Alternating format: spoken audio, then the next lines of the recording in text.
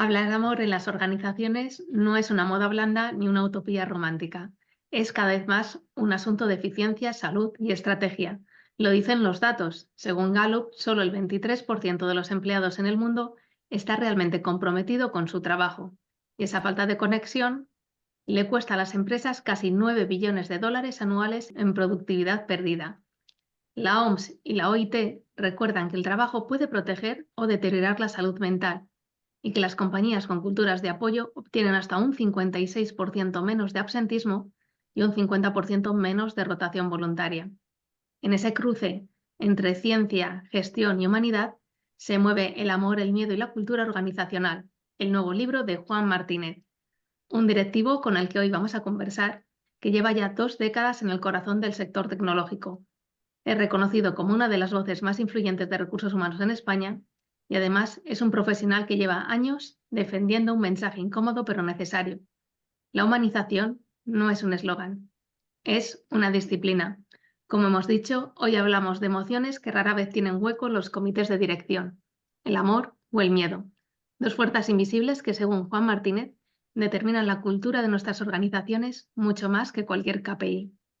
Con todo esto, bienvenido Juan. Es un gusto y un placer tenerte con nosotros para Canal CEO y para Mi Empresa es Saludable. Muchas gracias, Elena. El privilegio es mío de poder estar aquí y tener la oportunidad de, bueno, hablar sobre el libro y invitar a los futuros lectores a que lo lean, lo disfruten y ojalá cumpla con su misión, que es la humanización de las organizaciones. Y además un libro que ya está agitando las redes sociales, lo veo en mucho seguimiento en LinkedIn, pero para los que todavía no lo conocen y esperamos que lo conozcan a partir de hoy, queríamos empezar con lanzarte la primera pregunta. Empiezas el libro, Juan, afirmando que humanizar es disciplinarse. ¿Qué implica esa Ujú. disciplina para que un líder que lleva años acostumbrado a decidir desde la razón y no desde la emoción cambie de tercio? Ujú. Bueno, es una gran pregunta y el líder necesita precisamente esa disciplina para alcanzar esa madurez, ¿no? Esa templanza. Eh, no significa para nada virtud, no significa para nada perfección, sí que es avanzar hacia la virtud, pero no significa en absoluto perfección, ¿no? Precisamente el liderazgo es humano y la característica de los humanos es que cometemos errores, lo cual nos hace fantásticos, ¿no? Y yo creo que nos hace, de hecho, mejores en ese camino de aprendizaje. Y necesita disciplina. Fíjate, la semana pasada impartía internamente en la empresa un taller de liderazgo y lo primero con lo que habría era la importancia de precisamente la disciplina de trabajarse a uno mismo para evolucionar y mantener el liderazgo. Lo que nos dice la psicología y la neurociencia es que solemos tender hacia hábitos que tenemos interiorizados. Ese piloto automático en el que solemos vivir en el día a día, que muchas veces nos resignamos a que ese piloto automático nos lleve a comportamientos, pues bueno, pues impulsivos, agresivos o incluso evitativos, pasivo-agresivos, que es, bueno, lamentablemente son frecuentes en algunas culturas y en algunas organizaciones. Y nos resignamos como, bueno, parece que no hay otro remedio. Lo que también nos demuestra la psicología y la neurociencia es que puedes trabajarte para que tengas hábitos, para que cuando estás en piloto automático, porque es difícil para cualquier ser humano estar constantemente con una conciencia, digamos, plena, ¿no? Una presencia total. Todos durante el día entramos en ese modo de piloto automático, que adoptemos hábitos que nos lleven a la escucha, la templanza, la observación, una intervención más desde qué impacto quiero generar aquí, cuál es mi responsabilidad, qué quiero lograr. Y eso con disciplina se convierte en hábito, ¿no? Lo que ocurre es que cuando no lo trabajamos de una manera continua y desde esa disciplina, pues el miedo, los miedos que nos pueblan, que nos habitan a todos los seres humanos, pues nos llevan a esos comportamientos automáticos, digamos, más reptilianos, más impulsivos, más agresivos, más de supervivencia o incluso evitativos, ¿no? de evitar, pues a lo mejor la conversación, la confrontación o la toma de decisiones. Desde ese punto de vista es desde el cual considero que el liderazgo requiere disciplina y la humanización o los líderes pues, más humanistas requieren responsabilidad y disciplina. Muy bien, bueno, se ha quedado a colación ir en piloto automático. Gallup afirma que el miedo organizacional está entre los principales inhibidores de la productividad y la innovación en las empresas. Ujú, Y muchas veces tenemos el piloto automático, pero otras veces está disfrazado o normalizado como exigencia o como ujú, alto rendimiento, ¿no? ujú. Para un poco aterrizarlo y las personas que nos están escuchando lo puedan comprender, ¿qué síntomas te pueden hacer pensar, oye, aquí está mandando el miedo? ¿Qué señales de alerta podemos encontrarnos? Bueno, las habituales, falta de escucha, evitar asumir responsabilidades, el caer en, bueno, es que todo esto es muy complicado, no lo intentamos, es la ausencia de querer cambiar. eh, Luego también hay indicadores, ¿no? De absentismo, de rotación, también de presentismo, ¿no? De, oye, pues aquí le podemos echar muchas horas, pero realmente la productividad no crece. Em, no solamente eso, sino también pues, las diferentes encuestas que podamos hacer a los empleados, que nos puedan llevar a entender que el miedo pueda estar poblando, ¿no? La cultura de esta organización. Pero también digamos que se transmite en frases, ¿no? En frases como pues no sé, toma 1 euro y vete a comprarte un amigo, aquí no me vengas a llorar, te doy un Kleenex, deja ya la más típica y antigua de los problemas se dejan a la puerta de la oficina o de la fábrica. Pues ese tipo de frases, cuando las empiezas a escuchar de manera recurrente en la organización, evidencian que hay miedo, ¿no? O que hay miedos, o que son comportamientos que están originados en miedos. Incluso yo Eh, creo que para mucha gente le es difícil reconocer que está trabajando en una cultura del miedo, ¿no? Que prefiere decir Ujú. que es en un entorno de alto rendimiento o de alta exigencia a confesar que realmente no se siente con la libertad que le gustaría. Sí, solemos confundir el echar muchas horas, que a veces es necesario, no digo que en algún momento puntual, pues, oye, pues hay apretones y hay que echarle más horas, pero el problema es que cuando se convierte en algo recurrente, solemos asumir que echarle más horas, estar más tiempo, es una señal de compromiso. La ciencia, las investigaciones no demuestran eso en absoluto. Lo que demuestran, de hecho, las investigaciones y los datos es que lo que genera alto rendimiento es generar confianza, culturas con seguridad psicológica, donde existe inclusión, donde tú puedes participar, puedes hablar sin ese miedo. Volvemos al miedo, ¿no? A ser penalizado, a que haya consecuencias, porque realmente te sientes escuchado o escuchada. Fíjate que es lo contrario que hablábamos antes en los síntomas que me preguntabas, que es el evitar escuchar. O hacer ese paripé de que parece que escuchas, pero luego realmente no pasa nada, ¿no? Entonces, lo que sí que demuestra la ciencia es que la confianza, la participación, la seguridad psicológica, pero fíjate, hablabas antes de Gallup, los investigadores que dieron con el Q12, la encuesta de engagement, con lo que dieron es que un factor determinante para generar compromiso es que el manager, el responsable del equipo, dedique tiempo de calidad al equipo. Fíjate que normalmente en ciertas culturas parece que la productividad o el alto rendimiento es la velocidad, el no tengo tiempo para nada, no tengo tiempo para ti, no tengo tiempo para el equipo, arréglatelas, haz lo que sea necesario, cuando los datos y las investigaciones y la ciencia lo que nos dice es, no, no, el camino es el contrario. Necesitas líderes que tengan tiempo para las personas. Y de hecho la medida, fíjate que sugieren y que a partir del cual se aumenta de manera diferencial el compromiso, es cuando el manager tiene al menos una conversación de calidad a la semana con cada persona del equipo. Eso fíjate que te delimita lo que se llama el span of control, el volumen, el tamaño del equipo que tú puedes liderar, porque si tienes que tener una conversación a la semana con cada uno de ellos, pues también necesitarás tiempo para trabajar, ¿no? Y no solamente tener conversaciones. Lo que nos dice la ciencia, las investigaciones, es que el camino está más en la humanización, en el tiempo de calidad, en el acompañamiento, en la escucha, en la empatía, en la compasión, ¿no? de los líderes, que genera esa confianza para que la persona sienta que pertenece. A partir de ahí se genera más compromiso, lo que se suele llamar lo de llevar la camiseta puesta, ¿no? Eh, a partir de ahí la persona entiende por qué está ahí, lo siente suyo, siente ownership, siente propiedad y la productividad aumenta.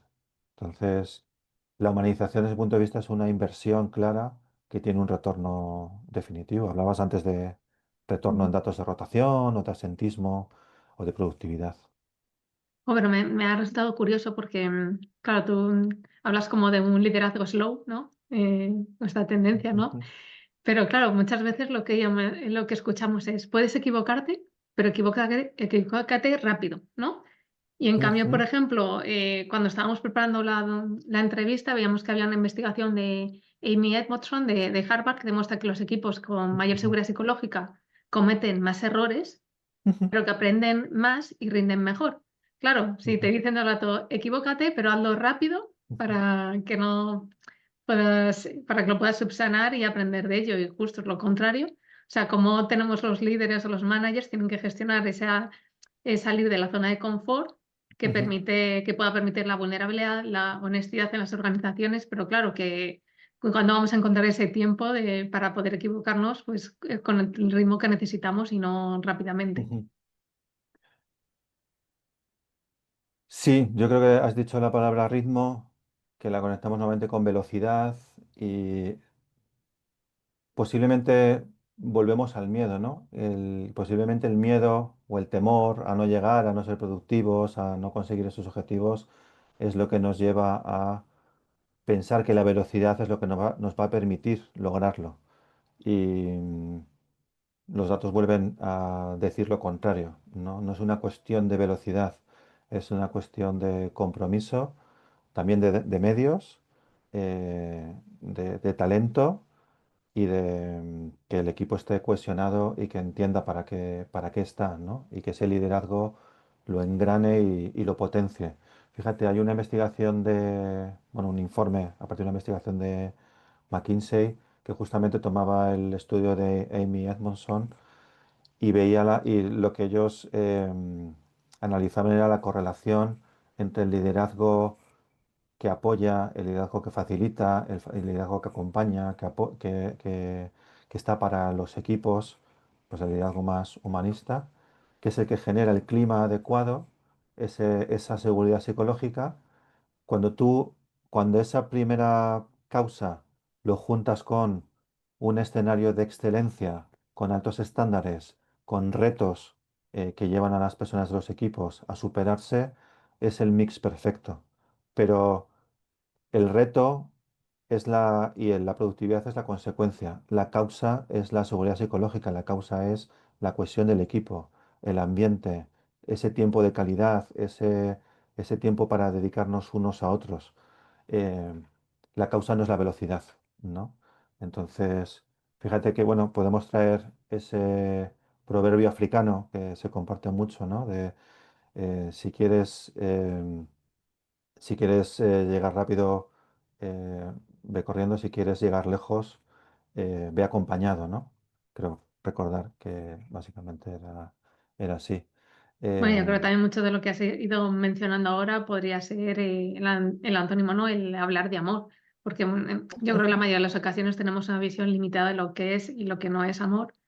Y yo ujú, creo que precisamente algo que reivindicas en el libro es que el amor es una competencia, tiene una amplitud de miras mucho mayor de ujú, lo que estamos normalmente identificando en las organizaciones.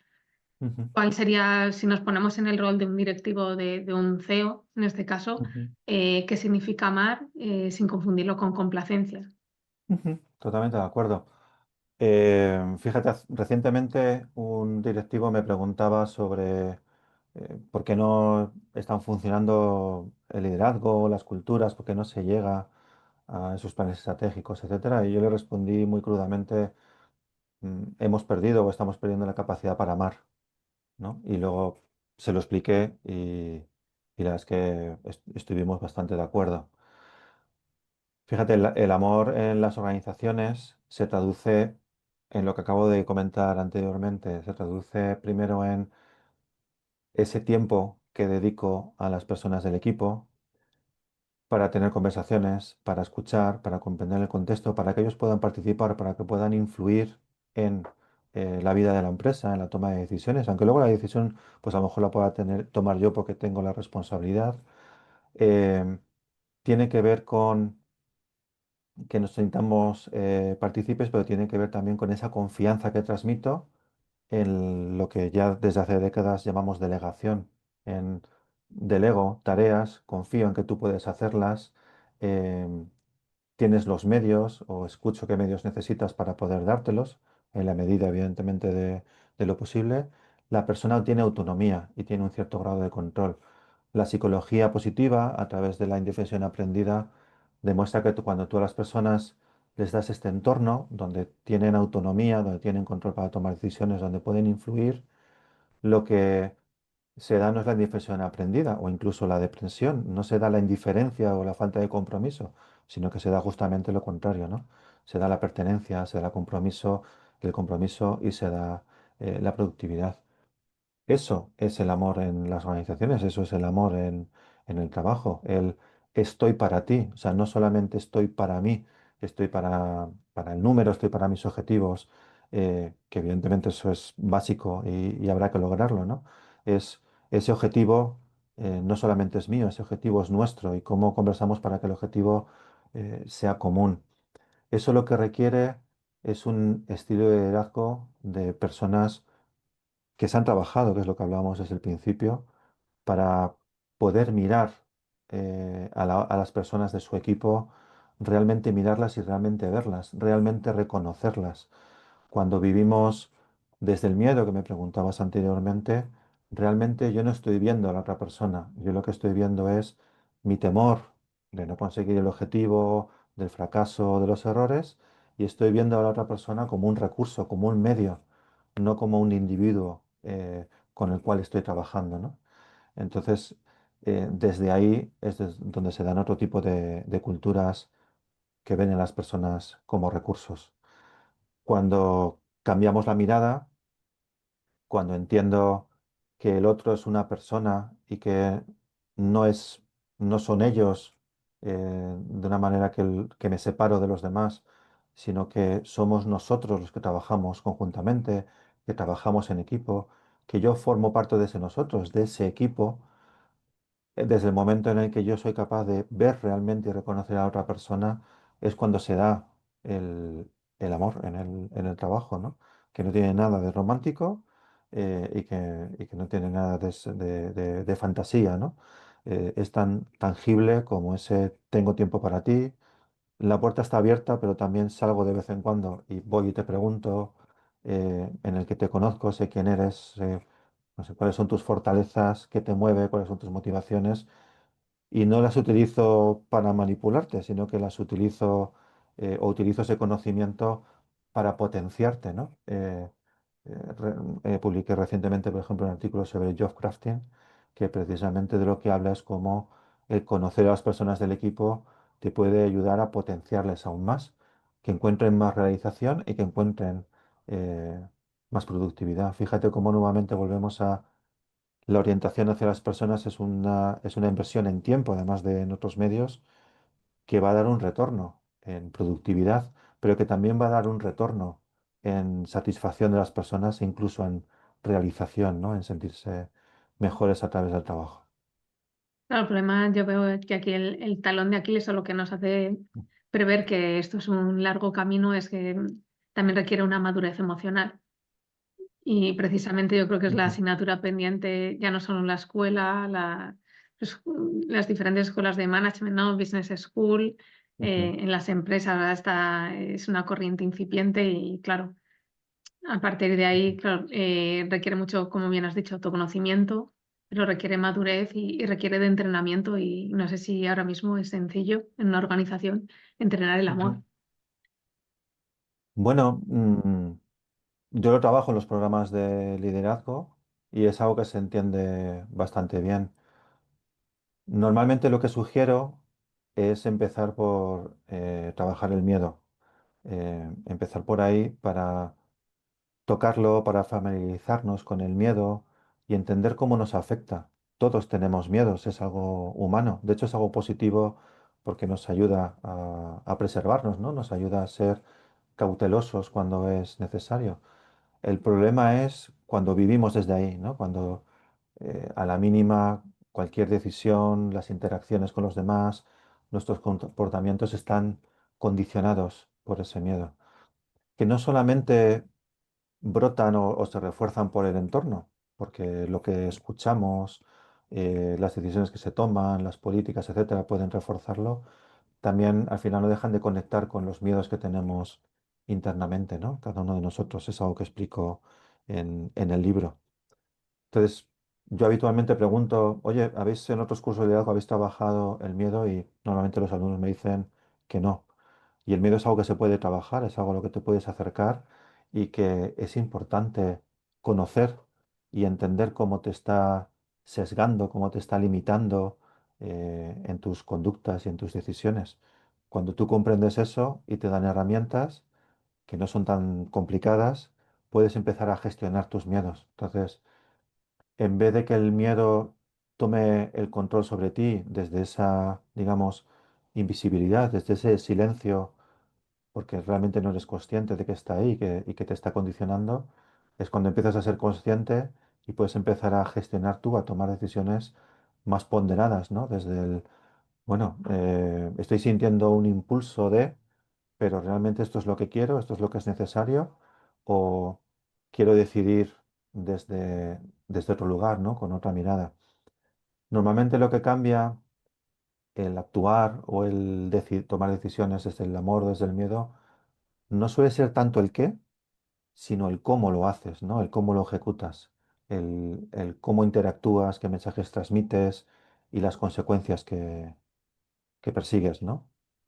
Yo que procedo del ámbito de la comunicación, Ujú, en publicidad estudiábamos que el miedo es el primer resorte ujú, o el más efectivo para persuadir o manipular, tú ya ahí eliges, a ujú, una efectivamente. persona.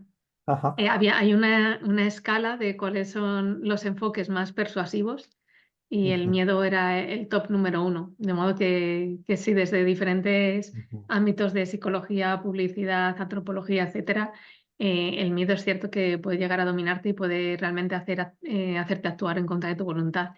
Yo ahora quería Estoy, para... Sí, ay, perdona no, que te he cortado. no, quería añadir que estoy totalmente de acuerdo. Si es que al final el asunto es que el management, que solemos llamar el management tradicional, bebe de las mismas fuentes. Es cierto, el miedo es un mecanismo eficaz para conseguir, yo diría que más obediencia que productividad, ¿no? Mm, Entonces, evidentemente, si tú quieres que alguien haga algo, el miedo es un mecanismo que está disponible. Se ha aplicado en la historia de la humanidad, pues durante milenios, yo diría que toda nuestra existencia. La pregunta es si no estamos llegando a un modelo agotado a base de aplicar miedo. Fíjate que cuando tú aplicas miedo en el liderazgo sobre un equipo, sobre las personas, lo que nos ha traído la psicología positiva, en este caso Martin Seligman, y luego ha demostrado en neurociencia, que las personas tienden a entrar en la indefensión aprendida, es decir, una colaboración pasiva. Es decir, sí, yo respondo, hago lo que me dices, pero no me pidas más involucración, ¿no? Claro, luego nos quejamos de que si se nos cae el boli, cuando llega la hora, etcétera. Bueno, las personas lo que están haciendo es adaptarse. Lo que ocurre es que en esa atmósfera de miedo o en ese mecanismo de miedo para activar a las personas, cada vez necesitas más fuerza, más energía para que las personas se activen, digamos, un plus, ¿no? Algo adicional. Eso es insostenible, entras en una espiral que agota y que se está demostrando en los datos de asentismo, de rotación y de presentismo, agota las plantillas, agota a los empleados, pero es que también agota a managers y a directivos, ¿no? Es un método que la humanidad ha demostrado que puede surtir efectos, pero que tiene claras limitaciones. Yo diría que cuando en los medios los titulares hablan de el estancamiento en productividad, en cierto modo lo que están evidenciando es o adoptamos otra manera de crecer en productividad eh, y es lo que ofrezco en el libro Humanizar las organizaciones, o a través de estos mecanismos tradicionales hemos tocado techo y encima estamos generando un perjuicio a nivel social, ¿no? A nivel de enfermedades, hablabas antes de salud mental, asentismo, bajas, etcétera. Perdona que te he Bueno, cortado. ahora sí, no, no, quería que ahora que entramos en la recta final para terminar, hacerte una serie de preguntas Ujú, rápidas, porque sí que es cierto que el libro al que todo el mundo recomendó la lectura, pues sería muy buena hoja de ruta para poder humanizar una organización, pero no sé, a lo mejor es porque en este contexto leemos mucha literatura sobre el liderazgo humanista, ¿no? Llevamos, en el caso de Canal CEO, 10 años promoviéndolo. Me da ujú, miedo que suceda como ha pasado con sostenibilidad, diversidad, etcétera, que al final se convierta en una moda, en algo, pues, un imprescindible que tienen que tener todas las organizaciones, pero luego cuando rascas un poquito, veas que es más fachada que otra cosa. Entonces, ¿no crees que existe realmente ese riesgo o tal y como está la situación después de una pandemia y de muchos hechos externos que nos han hecho perderle el miedo a lo que sucede dentro de una empresa? ¿Es la ujú. única receta o la única solución seguir esta hoja de ruta? Bueno, yo lo que diría es que hay organizaciones que están demostrando que esta es la hoja de ruta, ¿no? Y que además obtienes resultados económicamente y financieramente diferenciales, ¿no? Por ejemplo, el libro de Freddy Laloux, ¿no? De Reinventar las organizaciones, incluye algunos buenos ejemplos y como el suyo otros libros. Em, yo lo que te diría es que en algún momento vamos a llegar a un momento a un punto de necesidad, no sé si incluso desesperación de necesitamos hacer algo diferente. Las recetas tradicionales no están dando resultados, ¿no? O resultados diferenciales. Y te doy la razón, somos desde ese rechazo al cambio, o el no querer cambiar o dejarnos llevar por esos pilotos automáticos a los cuales nos resignamos, somos auténticos artistas en desvirtuar los conceptos. Entonces, que podemos desvirtuar la humanización de las organizaciones y dejarlo en puro maquillaje, en algo cosmético, pues podrá ser. Lo que también evidenciaremos es que no va a dar resultado, ¿no? Eh, entonces, habrá quien quiera hacerlo realmente y habrá quien, bueno, pues lo deje en algo cosmético, en algo intencional, pero estoy convencido de que más allá de algo puntual tampoco va a encontrar nada diferente, porque lo que va a generar la diferencia es la experiencia de empleado. Y eso es una realidad muy tangible del día a día. No son panfletos, no son políticas o frases en las paredes, eh, no son comunicaciones, o sea, no es estético. Es algo tan tangible como lo que vives en tu día a día, en tu equipo, con tus responsables, las políticas que se aplican, si son reales, si se aplican o no, si están definidas, ¿no? De esta manera pues digamos, más orientada hacia las personas para que también sean más productivas, ¿no? Entonces, estoy de acuerdo contigo, que el riesgo lo corremos con todo lo que podamos proponer. La diferencia estará en quien realmente quiera hacer un cambio o quien no quiera y se quede en algo cosmético. Bueno, pues ahora te lanzo la pregunta, yo creo que más comprometida. Este es mi Bueno, miedo y ya lo has leído. ¿A ti te resulta, en tu opinión, bueno, ya te mojas lo que tú quieras, ¿te parece lícito que se promueva la humanización de una organización, el bienestar, etcétera, solo porque es rentable? es cierto, lo preguntaste en una publicación en LinkedIn Ya a el, mí me el preocupa mucho, es el mi otro miedo. día. Fíjate, sí, y te respondí. Yo lo enfoco normalmente incluyo el discurso de la rentabilidad desde el pragmatismo, porque es el lenguaje que entienden ahora mismo bueno, toda la vida, que han entendido Estamos las haciendo marketing organizaciones. de... Entonces, las palancas de cambio en una organización actualmente o pasan por una rentabilidad, pasan por una inyección o de ahorro de costes o satisfacción o mayor satisfacción de clientes, más retorno en la venta, en los ingresos. ahorros y rentabilidades, o tu voz en la mesa de inversión, en el consejo o en el comité de dirección, eh, pues puede ser muy débil, ¿no? O no ser escuchada. En las organizaciones lo que se escucha de manera prevalente, digamos, es lo que propones tiene retorno o no tienes retorno. Entonces, podemos convertir la humanización en un plan de acción estructurado, que tenga KPIs y que tenga claramente unos objetivos de retorno. ¿Es pragmático? Pues estoy totalmente de acuerdo contigo. ¿Debería ser así? Pues seguramente no. Pero necesitamos hablar el lenguaje de las organizaciones y el lenguaje de las organizaciones ahora mismo se habla en un lenguaje financiero y de retornos, ¿no? De rentabilidad, que de paso se demuestra que se puede conseguir y que tiene esos retornos y ya llegamos al convencimiento, pues también. En todas las organizaciones, pues yo creo que no. Yo creo que hay organizaciones o hay altas direcciones que están convencidas de que es una inversión que luego después pues les llevará a unos retornos, pero que lo hacen más desde el convencimiento, desde la ética, desde el yo quiero una organización que sea así, ¿no? Que esté para las personas. Hay modelos como las organizaciones B-Labs, ¿no? Benefit, que lo que tienen son modelos que no solamente miran en aportar valor al cliente y al inversor, sino que también lo equilibran con la comunidad interna, con los colaboradores y con la sociedad, ¿no? Entonces, son organizaciones que lo que hacen es equilibrar en su propio diseño, en su propio modelo de negocio, pues evidentemente hay que satisfacer al cliente, hay que satisfacer al inversor, porque si no, no hay inyección de capital, pero es todo ello equilibrado junto con cómo satisfago a mi cliente interno, a los colaboradores, y cómo satisfago a la sociedad, ¿no? Cómo estoy aportando un valor a la Sí, sociedad. bueno, es un poco lo que abogaba también Xavier Marcet, que intenta diferenciar entre empresas y negocios.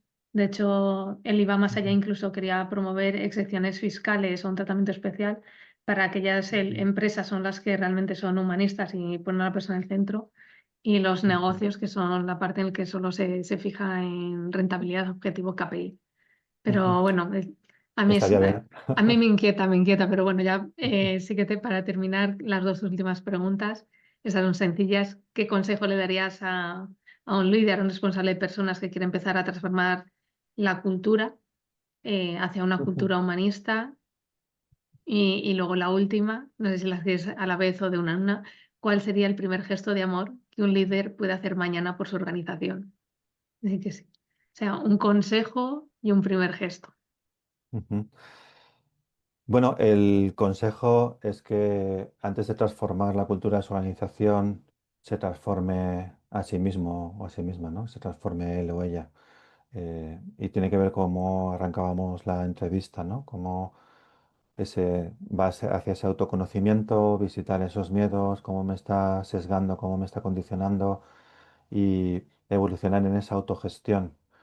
Que yo en mi experiencia al menos le va a llevar no tanto a cambiar tanto las decisiones que tomen, sino el cómo se implementan esas decisiones, desde dónde se toman, qué experiencia ofrece, en este caso a los empleados, desde las decisiones que toma, ¿no?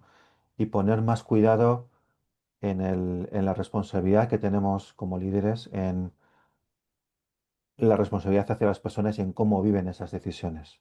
¿Ok? Y eso Ahora te incluye queda el primer gesto. y eso incluye Mañana todo cuando tipo se de despierte un CEO, decisiones. ¿qué es lo que tiene que hacer para decir, hoy voy a empezar el día con amor? Pues yo lo que le recomendaría, un gesto sencillo, es por la mañana, ya sea que entra por la oficina o que se conecta por videoconferencia, saludar a todo el mundo, mirarles a los ojos y preguntarles genuinamente cómo estás, esperando una respuesta, ¿no? Y a partir de ahí, pues comenzar a conocer más a las personas de su equipo. No desde la impostura o no desde la complacencia o no desde lo que queramos o no escuchar, sino desde perder el miedo de escuchar auténticamente lo que tengan que decirnos, ¿no? O que quieran decirnos, que nos pueda aportar. Pero arrancar el día saludando, mirando a las personas a los ojos y preguntándoles genuinamente, ¿no? ¿Cómo estás? Me parece ya un gesto de inicio de día maravilloso. Pues muchísimas gracias, Juan. No te quiero robar mucho tiempo, pero la verdad es que, a ver, es un gusto siempre compartir contigo estas conversaciones porque, o sea, Noemí Boza siempre dice que hay que diferenciar entre opinión y criterio y la verdad es que tú tienes tantísimo criterio, tanto conocimiento y lo explicas siempre tan bien que es un lujo poder haber Ujú. conversado contigo y luego me encanta que siempre también vas un pasito por delante y creo que lo estás demostrando con este libro, ¿no? Hablando de las dos pulsiones más humanas, ¿no? El amor, Ujú. el miedo, pero ya aplicados a la cultura de la organización, que es un paso que todas las empresas, si no lo están dando ahora, lo van a tener que dar mañana. Y ojalá que esta hoja de ruta sea muy leída, pero sobre todo muy seguida. Muchísimas gracias por inspirarnos y, y por estar siempre ahí, ¿no? Poniéndole el corazón, la estructura y el procedimiento para crear una cultura. Muchísimas gracias.